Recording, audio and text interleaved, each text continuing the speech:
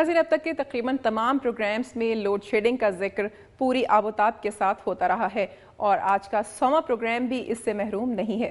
तवानाई का बहरान जारी है। मंडी बहाउद्दीन में भी लोड शेडिंग ने अवाम की जिंदगी अजीरन कर रखी है और इसकी मजीद तफसीलात जानते हैं मंजर सज्जाद की इस रिपोर्ट में। इस वक्त मौजूद हूँ मंडी बहाउद्दीन में।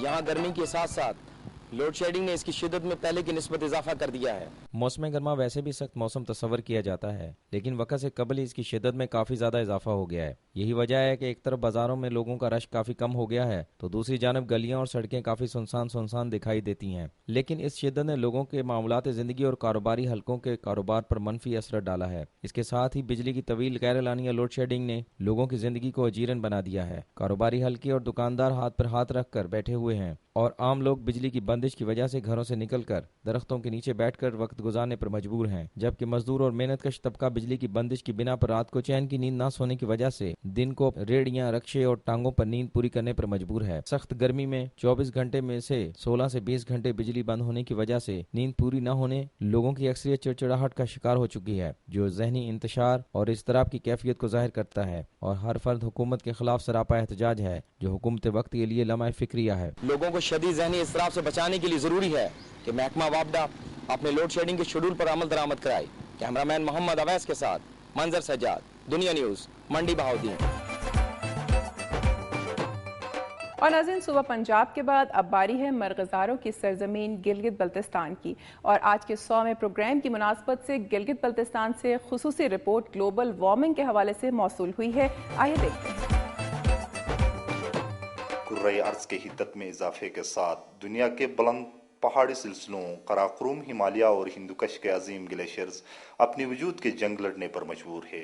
इन ग्लेशियर्स के ख़त्म होने से जो तबाही बर्पा होगी, उससे न सिर्फ इंसान बल्कि सरसब्ज़ शादाब वादियाँ, लहलहाते खेत, खूबसूरत परिंदे और आबी व जंगली हयात भी नहीं बच सकेंगे। गिलगित बल्तिस्तान बुलंद बाला चोटियों और ग्लेशियर्स की वजह से पूरी दुनिया में मशहूर है। सिर्फ डिस्ट्रिक्ट हुंजा में बतुरा, गुलकिन, हुसैनी, फस्सू, शिमशाल और चुपुरसंग के ग्लेशियर्स मौजूद है। इनमें बतुरा और गुलकिन हुसैनी ग्लेशियर सबसे ज़्यादा मुतासिर है। अताबाद में ज़मीन सरकने से जिस मसनवी झील ने जन्म लिया है, इस झील के पानी में मुसलसल इजाफा और बंद को तोड़ने में ताख़ीर एक बहुत बड़े सानिहे का बाइस बन सकता है। हुंजा के आगोश में पलने वाला यह तूफ़ान न सिर्फ गिलगित बल्तिस्तान बल्कि सूबा सिंध के आबादियों तक को भी मुतासिर कर सकता है। बंद के तोड़ने और सैलाब आने की सूरत में एक अंदाजे के मुताबिक कई लाख अफराद मुतासिर और इलाके में कहत पैदा हो सकता है।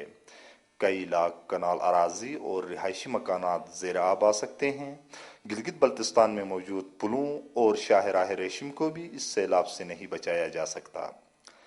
पाक चीन दोस्ती और इंसानी इंजीनियरिंग का शाहकार शाहराह कराकोरम, जो सरहदी तिजारत का वाहिद जरिया था, बंद हो चुका है, जिससे मुल्क और ख़ासकर गिलगित बल्तिस्तान के माशियत पर इंतहाई मनफी असरात मुरतब हो रहे हैं। गिलगित बल्तिस्तान के अवाम का दारो मदार ज़र्रत और सयाहत पर है। इन इलाकों में कोई कारखाना और सन्नती यूनिट मौजूद नहीं। शाहराह कराकोरम की बंदिश की सूरत में कोई मुतबादिल रास्ता नहीं और न ही लोगों के पास खुराक का वाफिर मकदार मौजूद है। सैलाब, जिलजिला, लैंड स्लाइडिंग, ज़मीन सरकने जैसे कुदरती आफात का शिकार होने वाले ये इलाके अब इंसानी लापरवाही से पैदा ग्लोबल वार्मिंग का भी शिकार हो रहे हैं। अगर अब भी दुनिया ने इस मसले पे गौर नहीं की तो बहुत जल्द रुए ज़मीन पर मौजूद ये खूबसूरत तरीन इलाके वीरान और खंडरात में बदल सकते हैं। कैमरामैन गाजी करीम के साथ इकराम नजमी, दुनिया टीवी, हुंजा। गिलगित बल्तिस्तान के बाद अब चलते हैं जन्नत नज़ीर वादी कश्मीर की तरफ। नाज़रीन, आज़ाद कश्मीर की आबादी का बड़ा हिस्सा बरतानिया में मुकीम है और बरतानवी इंतखाबात में कश्मीरियों की दिलचस्पी कोई अजीब बात नहीं। हालिया इंतखाबात में भी मीरपुर आज़ाद कश्मीर के लोगों ने बड़ी दिलचस्पी ली। मज़ीद तफसीलात के लिए देखते हैं मुसद्दिक चौधरी की ये रिपोर्ट। आज़ाद कश्मीर के शहर मीरपुर से मैं हूं Mossadegh Chaudhary.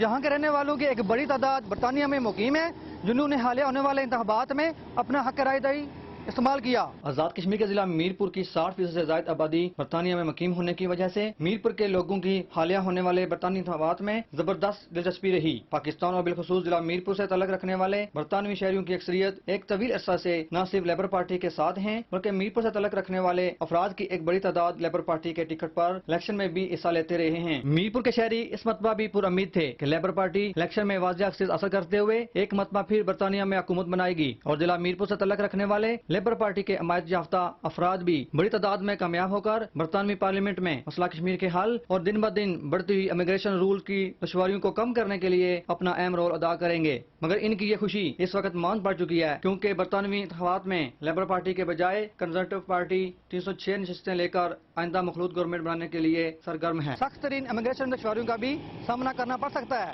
Camera main Mazhar but کے ساتھ مصدق چودھری، دنیا نیوز، میرپور آزاد کشمیر۔ اور ناظرین، پروگرام کے آخر میں اب آپ کو لیے چلتے ہیں وفاقی دارالحکومت اسلام آباد۔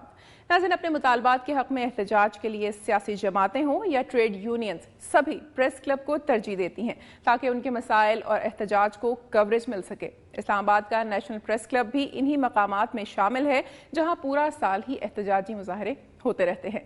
تفصیلات کے لیے دیکھتے ہیں یہ رپورٹ۔ اس وقت میں موجود ہوں نیشنل پریس کلب اسلام آباد میں، جہاں ملک کے دور دراز علاقوں سے لوگوں نے احتجاجی کیمپ لگائے ہیں۔ نیشنل پریس کلب کے پلیٹ فارم پر مختلف عوامی مسائل اور ملکی سیاست پر مبنی مذاکرے منعقد کیے جاتے ہیں۔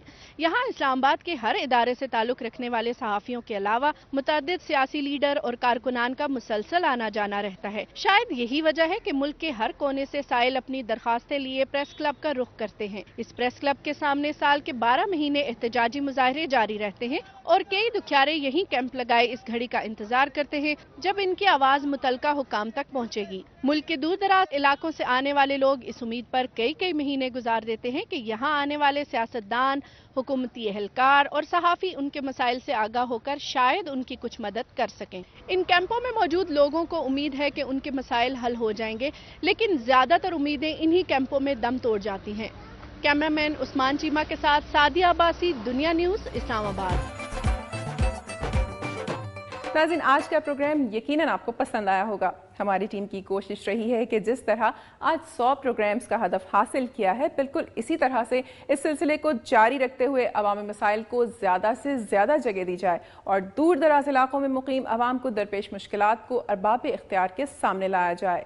اس پروگرام کی بہتری کے لیے آپ کا تعاون ضروری ہے۔ اپنی تجاویز اور آراء کے لیے ہمارا ای میل ایڈریس نوٹ کر لیں، mdmd@duniatv.tv۔